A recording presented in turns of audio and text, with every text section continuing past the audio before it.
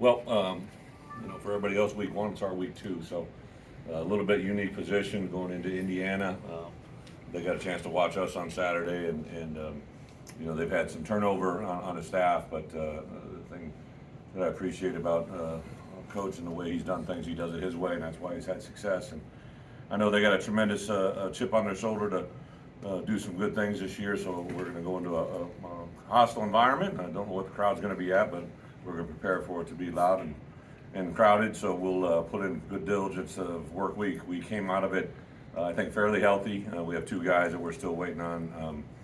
We actually have guys that'll get some information further today from testing. So Josh McCray, I know that he won't be with us this week. I just don't know the long-term prognosis to where he's at.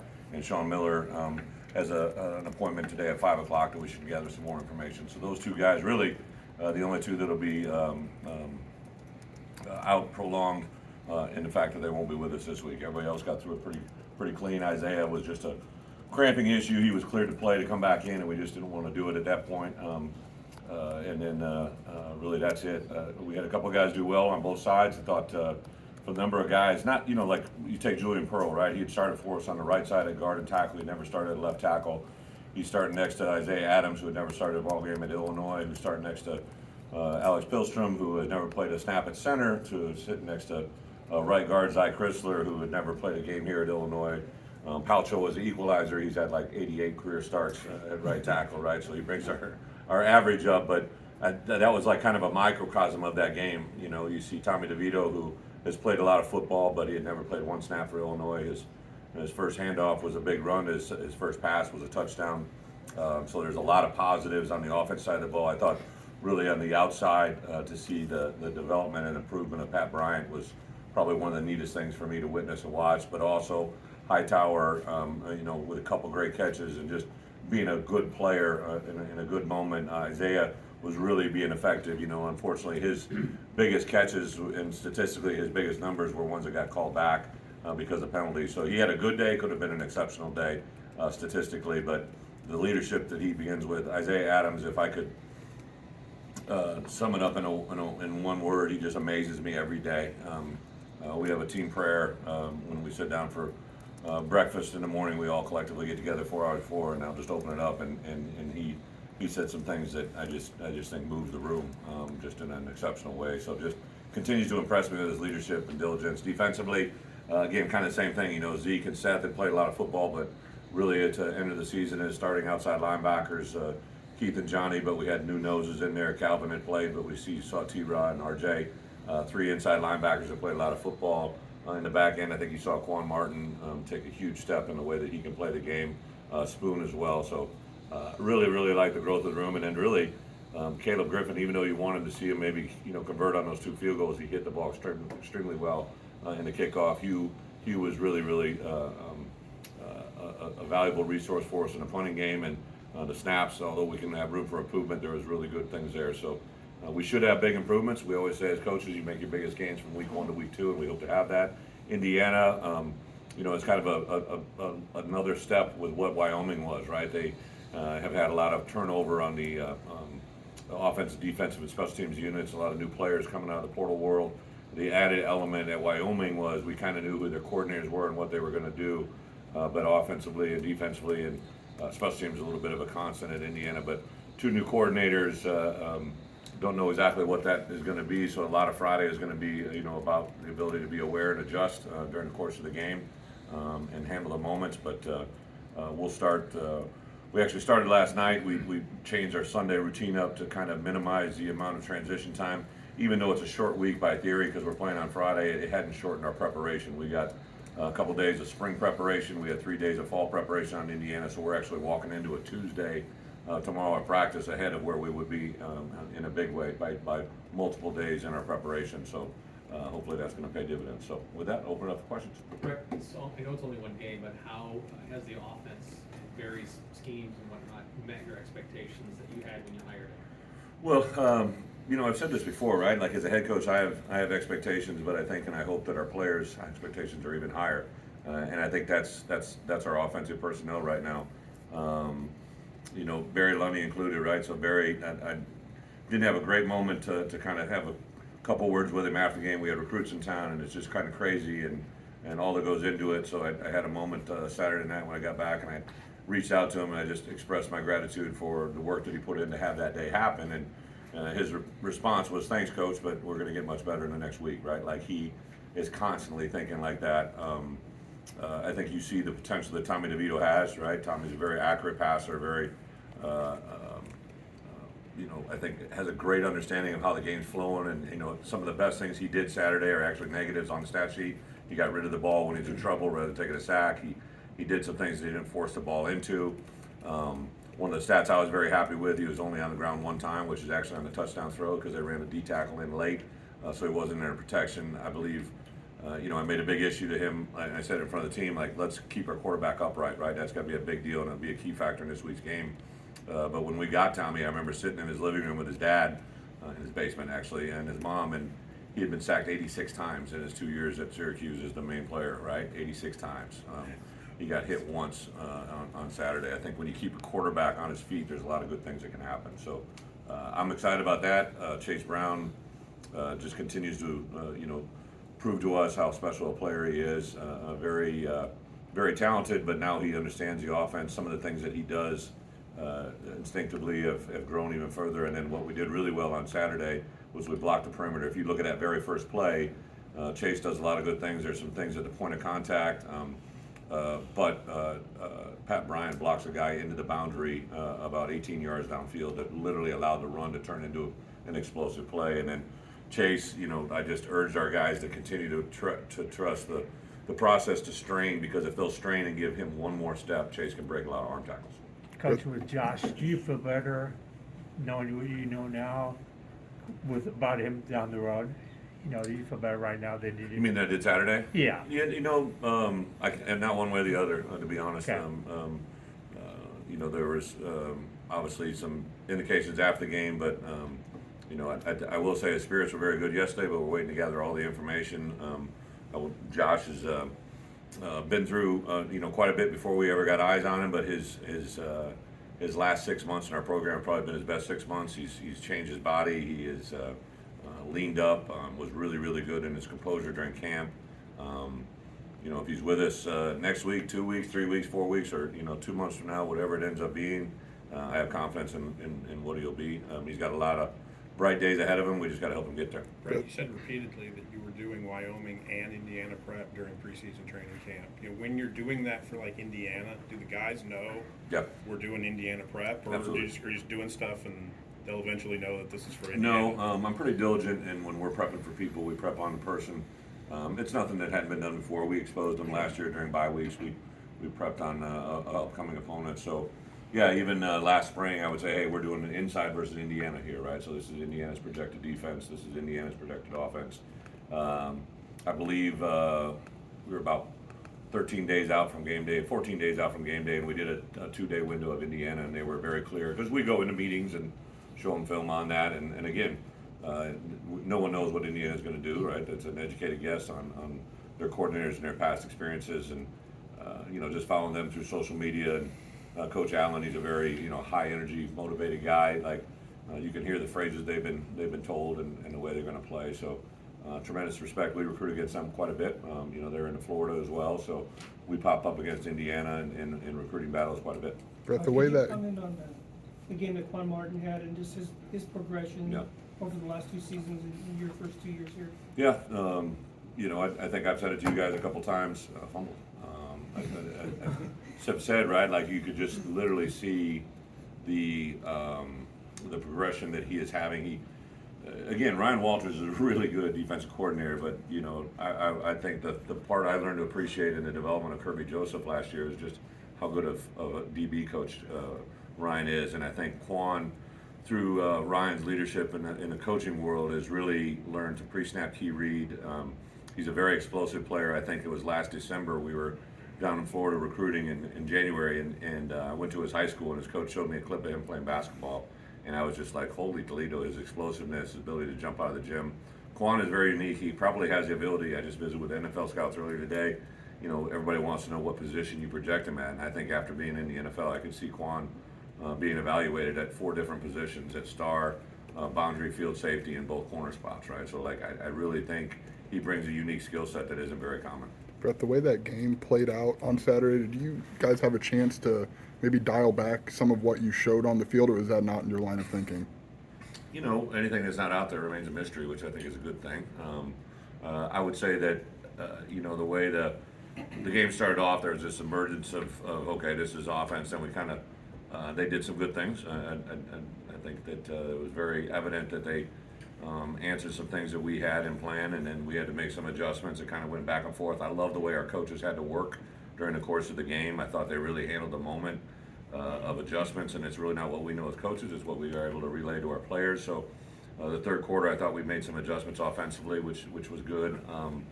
And then defensively, the same thing. They kind of, you know, did some different things we weren't expecting, had anticipated, but didn't know for sure how it was going to play out. So I thought there's a lot of positives to Saturday, the growth during the course of the game. And to me, one of my keys to victory as a head coach, the first key that we had was start fast, finish strong. And to have as many players play in the fourth quarter effectively as they did, that really shows me that they're listening and are buying into the coaching.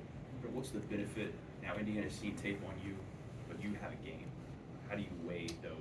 Yeah, the two different price tags, right? The first is, there's no doubt in my mind, I learned this as an assistant coach, working with young players. Most young players have the biggest gain of the entire year from game one to game two, just within a week, you know, because they see things for the first time, they understand the pace of play. Gabe Ackus, I promise you, he did a really nice job, but that tempo was coming at him. Well, this week it's an up-tempo team, right? So Wyoming was huddling, now he's got to get ready for that moment. Matt Bailey, a lot of the young players, right? Matt came in and did some stuff. That first INT bounced off his hands. I promise you the next one he probably catches it, right? Like just little things along that guys make big strides. For the value that Indiana has on us, that's a question for them, obviously, but anything that we put out there on film is something they can gain on, right? Like I made this point emphatically to our coaches yesterday, right? Like just like we're preparing a scouting report on Indiana, they're making one on us, right? So any tip, any tell, any significant thing that we show them on film, we can use that as an advantage or a disadvantage to our preparation. The difference is they got to make that call, right? So it's a tremendous challenge to our coaches, and one that I think we'll be ready for. Late in the game Saturday, you were able to get live game reps for Chase Hayden and Yeah. Reggie Love. Is there a level of excitement of what you saw there and what they can do going forward? Great point. You know, everybody wanted to talk about Chase and Josh, and they deserve it, right? But as a head coach, you know, Chase Hayden is a very unique soul, right? Chase is the only kid that's played for me at both schools. He played for me at Arkansas. He played for me here. And the reason I went after him when I got here was I saw a young freshman do things for me at Arkansas that I thought were going to be special, right? And he broke his leg. One of the most vivid memories I have is he's a young man that was carrying the ball for me as a true freshman at Arkansas. Literally broke his leg, stood up and walked off the field. Like that's not common, right? Like he's got grit, fortitude. Now, I don't know how intelligent it was, but I don't think he knew it was broken. But like, I just know there's something in him. I know his mom and dad. Aaron played in the league a long time. I've known the family. I know what's inside that young man, and I'm excited to watch it. So Reggie Love has probably been one of the more, for me, more personable, enjoyable relationships I've built with a player since I've been here. Obviously, he came from St. Louis. He knew CP quite a bit, right? And then Reggie's gone through a couple things off the field here that have really, you know, defined you as a human, right? And I thought, you know, Saturday when that opportunity came, him and Chase were in the back, and I went up and slapped them both on the backside and just said, hey, here's your moment, right? Like, this is what you've been wanting. It doesn't matter how it came about. This is what you prepared for. And both of them went out and did some good stuff. And Reggie's play there at the end was pretty awesome. I had some fun with Reggie at the end of yesterday's meeting. If you want to ask him, he'll share it with you. But Reggie's a very well-liked player on the team. Chase is a little bit more reserved, Chase Hayden, but both of them I think guys were excited for. Coach, you mentioned kind of rebuilding that offensive line, lack of game experience. How valuable was the first game to get under their belt, and do you anticipate it's still going to take a little bit longer before they're gelling as a unit? Yeah, you know, I think five guys that dance together, it takes a hard time for that all to work, right? And those guys made a step. I thought Jordan Slaughter came in and did a phenomenal job. Couldn't be happier for him. You know, the journey that Jordan has had from last fall camp to get to where he is now has been awesome. But also a guy like Zach Barlow. We got Hunter Whiteneck in there. Josh Kreutz. You saw Geske get in there, right? There was a lot of really good moments there that took place. But I think those five offensive linemen, I'd throw Jordan into that because he may not get to start, but I see him as a starter in our football team. And you get 6 guys. And Jordan's very unique, so Jordan can probably play from tackle to tackle, and not a lot of guys can say that. He can play center, guard, and tackle, and that's very unique. So I'm excited to see him continue to grow and that growth overall. Last year, you noted that Josh McCray probably wasn't ready the first week, and you held him back and you went with him the second week. Are there players you're kind of evaluating the same way this year of like, it'll take a little bit, but we'll get them there? Yeah, Robert, I would say a couple goes jump off. I think we'll have Aiden Lawfrey this week, right? So I didn't think he was quite there last week. Kind of same position, 2 different type of backs. Josh, I knew the physicality was going to be the strength of his game, whereas Aiden, I think his speed is going to be the factor. So I'd be excited to see Aiden possibly get out there. We had intended to play Sean Miller and Hank Beatty, but that catch that Hank made it across the middle, like, I've been watching that for 3 weeks. I heard Spoon on the sideline. I had my headset back. I was talking to someone, and Spoon emphatically said, "You knew he was going to catch that one, right?" Because Spoon's only known Hank since he got here in the summer, but he's learned enough about Hank Beatty that he's going to make that catch. So there's certain guys, I don't know, besides Aiden Lawfrey, nobody on offense. The only guy defensively, you didn't see the line of scrimmage with James Kreutz. James will get in there as much as I can get him in there. He's a head coach. The head coach really likes James Kreutz in there. Well, that news is spread in the building. Really, that's probably it from. Xavier Scott, I think, will get in line of scrimmage for us this week on special teams and defensively. So I think there are a couple guys, but no one that probably is going to jump out as much, Robert, just because Josh, I knew when he got the game, he was going to hand the ball, so that draws a lot more attention. Do you think you'll keep rotating Chase Hayden, Reggie, maybe Aiden behind Chase Brown, or do you need one of those guys to step into Josh's big role? I think any game that I've gone into as a head coach, you need 3. You need 3 and you love a 4th, right? So we went into last week's game, and it was obviously Chase to Josh, and then the dilemma was who goes in next, Chase Hayden or Reggie, and it was situational. If certain things happened, it was going to be Chase Hayden. If certain things happened, it was going to be Reggie Love. Now the case in point becomes, this week during the course of practice, pretty safe bet that Chase Brown's going to be the first, right? And then it goes to one of those 2, right? And then I'm going to tell you, Fadonzo has done a really good job as well. So Aiden Lawfrey's in the mix. So it'll be a situational decision. One that gives Illinois the best chance to have success. But I love watching social media on years past in my system or in our program, and I distinctly remember watching. There was a highlight of the Nebraska game. I might even mention last week, right? But the number 1 running back in that game was Monty Ball, who's a good player. His backup was a guy by the name of James White. His backup was a guy by the name of Melvin Gordon, right? And all 3 of those guys are phenomenal players. I think that's where we're getting in this program, is we're just going to keep developing and bringing and recruiting players that fit that type of system. What did Calvin Like, is Avery? anybody depth-wise there that can do what Josh McCray can do? No, Josh is kind of a unique animal. He's very physical. He's got speed. He's got burst. Really competitive. I think that there is probably Jordan Anderson esque. I don't know if Jordan's quite there yet, but we're definitely going to give him an opportunity to show us some things this week. He took over a scrimmage, a developmental scrimmage, that last week of a fall camp that was pretty impressive. So very excited about Jordan and his future. Just don't know if it's right now. What did Calvin Avery show you on Saturday, and kind of the most snaps we've probably seen him? Yeah, Calvin. I've told him since I've gotten here, right? Like I coached D-line in the league. Like I've been in an NFL camp where he's better than players that I saw, right? But just because you're better doesn't mean you're productive. He plays a very critical position for us. He's in the middle of our defense, right? If you play well in the middle, it goes further and it keeps moving further away from the ball, the better you'll have a chance to be overall. So I think if he can be the good him, we got things stepped in the right direction, but we can't have inconsistent. We got to have good, steady production. I'm excited to see him practice this week. And I tell you, T-Raw had a good start to the week for us, as well as RJ. So I feel a lot better about that nose position than I've felt in a while. Coach, we talked to Tommy DeVito in the postgame. He said he was often going through his progressions and getting down to the 4th option. What did you see on film? Were there some shots he could have taken downfield, or did he make the right call? I don't know if shots would be like, there's some things like, to me, a shot is a deep ball, right? Basically, the way Wyoming was playing is at the corner position in particular, they were off the line of scrimmage, which is not what we had, they had shown a lot more press in years past. Now it's different personnel. They weren't going to let us just take the ball down the field. So I think that element was there. I think that Tommy would tell you there's definitely some things that at the line of scrimmage he could have engaged in, but also the way the game was going and unfolding. I think Tommy DeVito wants to win games, and he didn't want to put his team at risk, so he made the decisions that he thought was best at that moment. He is so coachable. I can't say enough. Art and him both, right? They're just truly awesome to work with on a daily basis.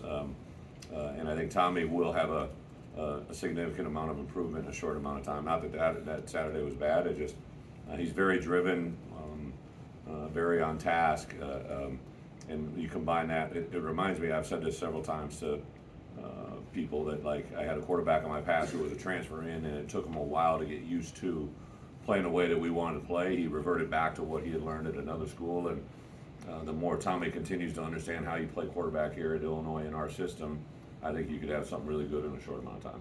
Brett, you're in a unique situation where you play back-to-back week 0 games.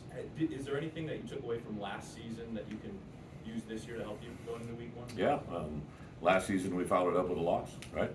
So I'm not going to ignore the obvious, right? Like last year we couldn't put 2 back-to-back weeks together to win games, and that's been a tremendous challenge and calling for us since we got together. To play on the road in a Big Ten environment on a Friday night is everything I think you could dial up as a competitor. I'm excited for that growth. I do like week 0 games.